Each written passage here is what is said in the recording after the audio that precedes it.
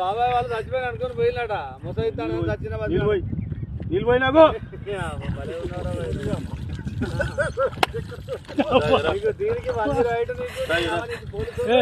ఎందుకు పన్న వాళ్ళ కాయ పండు మరి ఎందుకు అనుకున్న వాళ్ళ ఈ చల్లదనానికి ఎండకు చేయలేక కన్నీకి ఓడిపోయి వచ్చిన కన్నీకి పొయ్యి ఓడిపోయి వచ్చిన గెలవలేక ఏం చేసావు 10 రోజుల నుంచి గణేట్ చేత నాతో గట్టించి నా కష్టం దోచుకొని గణేట్ రాయి కట్టు నాకు అంటే డబ్బులు ఇచ్చారు